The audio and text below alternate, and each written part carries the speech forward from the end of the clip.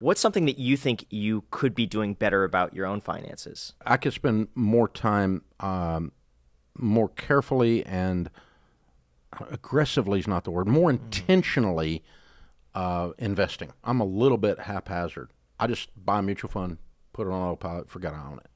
I'm looking at real estate. I check my LLCs. I check the rent rolls. I check that stuff. I don't like vacancies. I don't like tenants not paying. I'm gonna know that stuff. But I haven't sat and went, okay, I could move that and I could do that and could manipulate that. I probably could do a lot better at that. I tend to set it and let it go too much, and that's not a suggestion, people. It's seeing a weakness. It's something I could do better at. The good news is I'm a little bit ADD, a lot, and so if I screwed with it as much as my brain told me to, I would have undone half the good stuff that happened by leaving it alone. So it's worked to my advantage to set it and forget it a little bit, but I'm also missing some things that I could tighten up some stuff and do a little better. But it's not.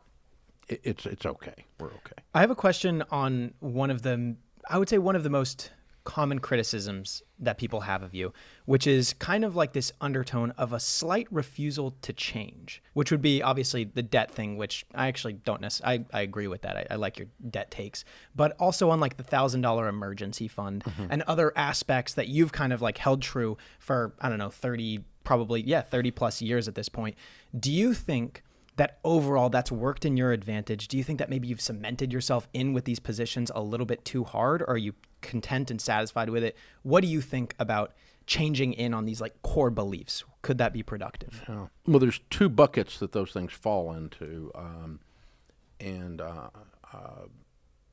Not to be smart aleck or anything, but if we thought that we needed to change them, we would have changed them. They're not set it and forget it. They're stuff we see the criticism, we go, well, you just didn't understand this or didn't understand that. But so for me, your most powerful wealth building tool is your income.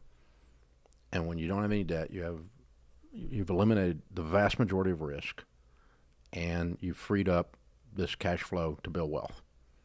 And if then in an asset, the same thing occurs, for instance, a piece of real estate, if it's paid for, the cash flow is going zoom, zoom. It cash flows more than if you have debt on it. Duh, you don't have a payment. So you've increased your cash flow, you've lowered your risk. You've increased your cash flow, you've lowered your risk, staying out of debt. And so mathematically, and I've proven in my personal life, and tens of millions of people have proven it, becoming baby steps millionaires, that, going that path. So that's a principle for me that falls kind of like, it's the law of gravity. Mm-hmm.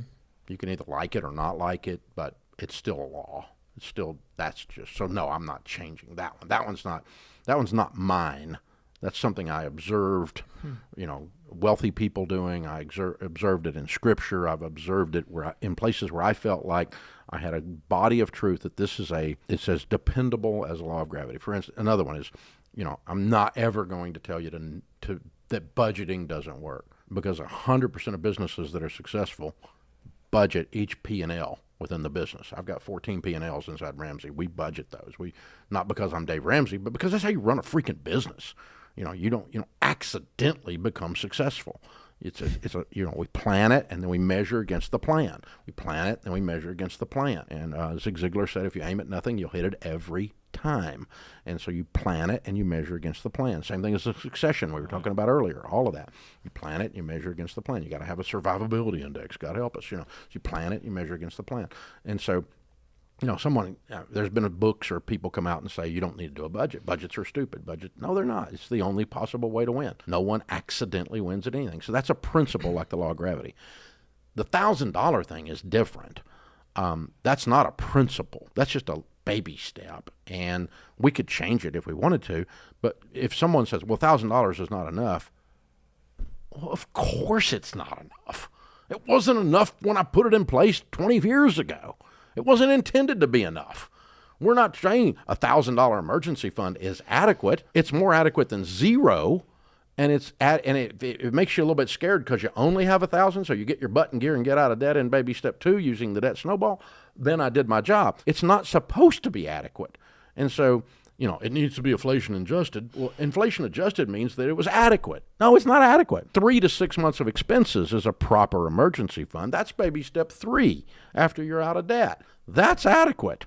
And that automatically adjusts because the way the formula is, it inflation adjusts or whatever. 3 to 6 months of expenses are different today than they were when I started teaching it 25 years ago. But the formula, inflation adjusts, right?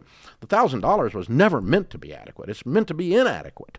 To get you off the couch and get you go get out of debt. People that follow the Total Money Makeover baby steps for financial peace, they're out of debt, not counting their house, on average 18, 24 months. That's your risk window for living off $1,000. It's not like I'm saying for the rest of your life you should only have $1,000. Of course I didn't say that.